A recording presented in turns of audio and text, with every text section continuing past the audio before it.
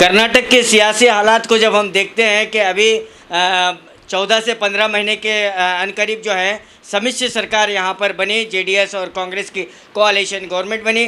जब से कोalition गवर्नमेंट बनी है तब से लेकर जो है सरकार में उठक पटक चालू ही है। एक बार ऑपरेशन कमल को लेकर या अपने भिन्नमता सिद्धरामैया को लेकर, यानी कहीं ना कहीं सरकार जो है, सरकार में ये उठक पटक ऊंच नीच होते ही आ रही है। लेकिन 13 से 14 शासक जो स्पीकर को अपना इस्तीफ़ा सौंपकर बॉम्बे के रिसोर्ट रेस्टोरेंट चले गए हैं। अब यहाँ पर कश्मकश ये हो रही है कि सरकार चलेगी या डूबेगी, सरकार चलती है या सरकार टूटती है। ये एक बड़ा सवाल यहाँ पर लोगों को सता रहा है, जनता को सता रहा है। और इसी सवाल को लेकर हमारे साथ जुड़े हुए हैं कारपोरेट महानगर पालिका के कॉरपोरेटर, कांग्रेस के दिग्गज नेता रजा कोर्ती साहब। आइए इन्हीं से जानने की कोशिश करते हैं कि सरकार बचेगी या नहीं बचेगी, अगर बचेगी तो कैसे बचेगी। जैसा कि आप बता रहे हैं, 13-14 एमएलए जो राजीनामा दे चुके हैं, ये राजीनामा देने का सिलसिला जब से सरकार बनी है तब से लेकर आज तक ये बीजेपी वालों की चाल की वजह से आप जानते हैं, उसी तरह से कोई काम करने सरकार में नहीं दे रहे। क्योंकि बीजेपी वालों का ये कहना है कि जब हम पहली मर्तबा सरकार रचना किए तो एक दिन में हमें यहाँ से निकालना पड़ा। तो इस कश्मकश की वजह से पिछले 15 महीनों से लगातार इन्होंने सरकार को गिराने की कोशिश कर रही हैं।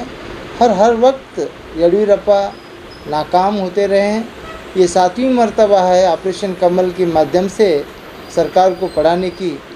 मेरा कहना है कि सरकार पड़ेगी नहीं, सरकार ठहरेगी, सरकार बनेगी और अच्छी सरकार चलाएंगे। यहाँ पे एक सवाल ये भी हो रहा है कि कुछ शासकों का अभिवृद्धि काम नहीं हुआ, इस वजह से हम राजीनामा दिए हैं। तो ये कह रहे हैं कि उनके काम की वजह से या उनके प्रॉब्लम की वजह से राजीनामा दिए हैं, बल्कि हमें बीजेपी को सपोर्ट दे रहे हैं, ऐसा राजीनामा नहीं दिए। इस वजह से नाराज़गी हर पार्टी में होती है, नाराज़गी कांग्रेस में भी होती है, बीजेपी में भी होती है, जेडीएस में भी होती है और दूसरे पार्टियों में भी होती है। ये नाराज़गी का मेन मकसद क्या है कि आपस में भिन्न मता जो जैसे हम कहते हैं, नाराज़गी आपस में पार्टी में ही नाराज़गी है। नाराज़गी इसलिए होती है कि हमारे क्षेत्र में हमें अच्छा काम करें, हमारे क्षेत्र में हम अच्छा काम करें, हमें मिनिस्टर चाहिए, हमें वो चाहिए, हमें वो पोस्ट चाहिए। हर आदमी को, हर एमएलए को मिनिस्टर तो नहीं दिया जाता। जैसा कि आप जानते हैं, मैं 4 मरतबा चुन के आने के बाद 1 मरतबा भी अध्यक्ष मुझे नहीं मिला। इसकी वजह ये नहीं है कि मैं राजीनामा दे के लोगों का काम करना छोड़ दूं। राजीनामा उस वक्त देना जब पब्लिक के काम को हमें कोई प्रॉब्लम हो रहा है तो राजीनामा तब देना, क्योंकि हमें चुन के पब्लिक लाती है।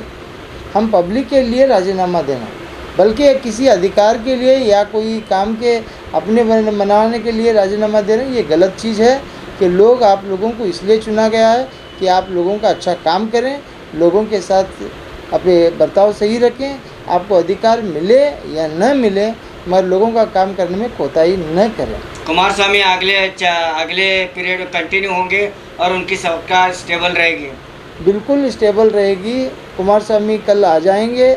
आने के बाद हमारे एमबी पाटिल साहब, डीके शिव कुमार साहब, सिद्धरामैया साहब बैठेंगे और ये बातचीत होगी।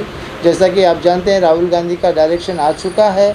इसके बाद आने के लिए वो लोग बैठ के, जो बड़े बड़े दिग्गज नेता हमारे पार्टी के हैं, वो बैठ के इस मामले को रफा दफा करेंगे और ये काम आगे चलते रहेगा। कहीं ना कहीं जो है ऑपरेशन कमल का डर था सरकार को, सिद्धरामैया जी को, कुमारस्वामी को, तो इसलिए इंटेलिजेंस जो हर एमएलए के पीछे इंटेलिजेंस लगाई गई थी, लेकिन ये इंटेलिजेंस फेलिवर हो चुकी है। हो सकता है कि इंटेलिजेंस फेलिवर हो गई है। हो सकता है कि बीजेपी वालों ने बहुत बड़ा ऑफ़र दिया होगा।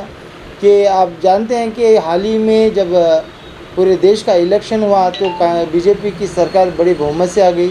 उस आस के मुताबिक भी जहाँ कहीं भी वो फिर एक बार ये होगा।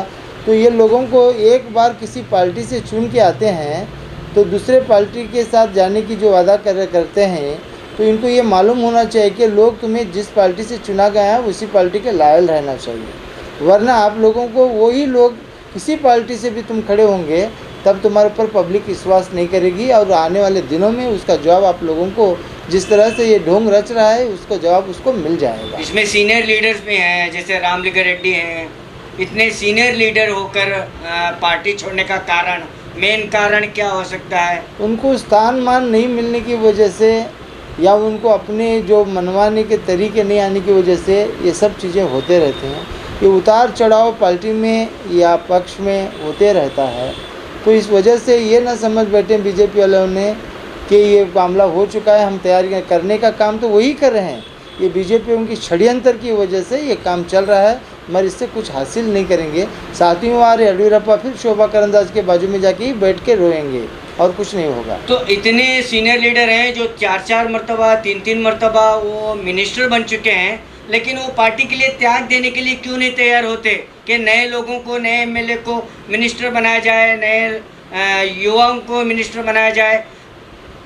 ये बार राहुल गांधी साहब ने जिस तरह से उनको डायरेक्शन दिया गया है उसी माध्यम से काम चल रहा है। कुछ बड़े सीनियर लोग हैं तो उनको त्याग देना पड़ेगा, वो त्याग देंगे, पार्टी बचाएंगे और उसी तरह से काम करते रहेंगे। डीके शिव कुमार जी, आप कह रहे हैं कि हम त्याग देने के लिए तैयार हैं।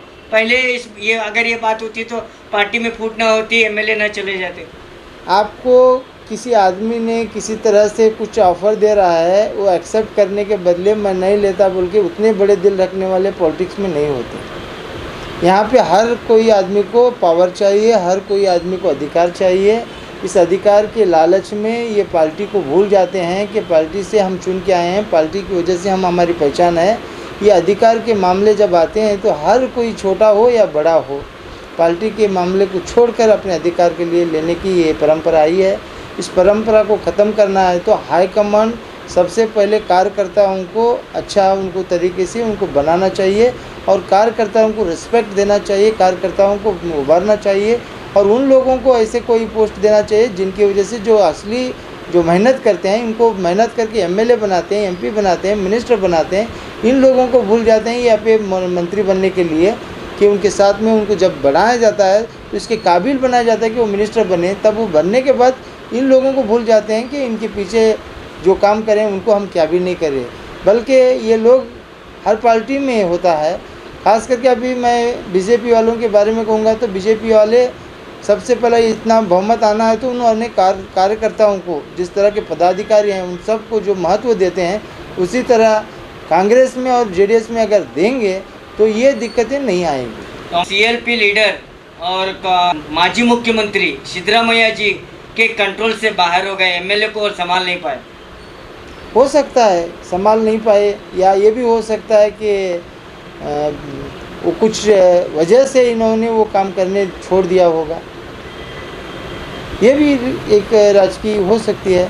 मगर जितना भी हो सके, अभी आप जानते हैं कि सिद्धरामैया जी होंगे, खरगे साहब होंगे, एमबी पाटिल साहब होंगे, डीके शिव कुमार होंगे, ये सब मिलजुल के, वेणुगोपाल जी सब मिलजुल के ये सब लोगों को एक करेंगे और इसी तरह से ये पार्टी कंटिन्यू करेंगे और गवर्नमेंट इसी तरह से आगे बढ़ते रहेगी। वरना किसी सूरत में अगर डिज़ॉल्व होगी तो बीजेपी वालों को भी पता चलेगा, कांग्रेस वालों को भी पता चलेगा, जेडीएस वालों को भी पता चलेगा, जिस तरह से अपने अपने पार्टियों के साथ धोखाबाजी कर रहे हैं तो उनको आने वाले दिनों में कोई पब्लिक उनको चुनकर। यहाँ ये है, बीजेपी बोल रहे हैं कि कांग्रेस के एमएलए मेरे पास हैं, कांग्रेस वाले बोल रहे हैं कि बीजेपी के एमएलए मेरे पास बोल रहे हैं, जेडीएस वाले बोल रहे हैं कांग्रेस बीजेपी के दोनों एमएलए मेरे पास हैं। रिवर्स ऑपरेशन की बात कर रहे हैं। ये रिवर्स ऑपरेशन की बात कर रहे हैं, मगर पब्लिक बोल रही है कि हमारे एमएलए कहाँ गमा गए। पब्लिक क्या बोल रही है, जो चुन को लाए वो हमारे एमएलए कहाँ हैं ये पूछ रहे हैं। ये बोल रहे हैं कि हमारे पास हैं, मगर पब्लिक जो वोटर्स बोल रही है कि हमारे एमएलए कहाँ हैं, जो काम करने वाले थे, जो अभी इतने बारिश के दिन आए हैं ये काम करने वाले थे, तो ये लोग कहाँ हैं। ये वोटर्स पूछ रहे हैं कि तुम्हारे पास हैं, ठीक है, मगर पब्लिक जो वोटर्स हैं वो पूछ रहे हैं कि हमारे एमएलए कहाँ हैं। इन लोगों को अपने मत क्षेत्र में अपने लोगों का काम करने का छोड़कर ये जो काम कर रहे हैं ये गलत काम है। ये गवर्नमेंट को हिलाने का काम जो कर रहे हैं ये सही काम नहीं है। फिर वापस उन्हें एकजुट होना चाहिए, एकजुट होकर ये गवर्नमेंट को आगे बनाना चाहिए और कंटिन्यू लेते उनको ये गवर्नमेंट को संभाल के 5 साल पूरे करना ये जरूरी है। माजी प्रधानी देवेगौड़ा जी ने भी संकेत दिए थे कि मध्यांतर चुनाव हो सकते हैं। अगर मध्यांतर चुनाव होता है तो ये ठीक बात है कि जिस तरह से जो एमएलए अभी बता रहे हैं कि राजीनामा देने का जो डर दिखा रहे हैं, तो ये दोबारा चुन को नहीं आएंगे। अगर मध्यांतर इलेक्शन होता है तो होने दीजिए, कौन किसके पास कितना दम है मालूम पड़ेगा। कौन कितने, अभी जितने एमएलए 224 में कितने एमएलए चुन के आए, इसमें इलेक्शन के बाद भी कितने चुन के आते हैं आपको पता चलेगा। शुक्रिया बहुत बहुत। सुहाने सफर का अब लीजिए आनंद। आपके लिए रोजाना बीजापुर से पुनः आरामदायक सुविधा के साथ रात 10 बजे बीजापुर केंद्र बस स्टैंड दात्री मस्जिद के सामने एसी स्लीपर साई कृपा ट्रैवल्स जो आपकी सेवा के लिए अब है तैयार। यात्रीगण इसकी बुकिंग और अधिक जानकारी के लिए गणेश ट्रैवल्स ऑफिस से संपर्क कर सकते हैं।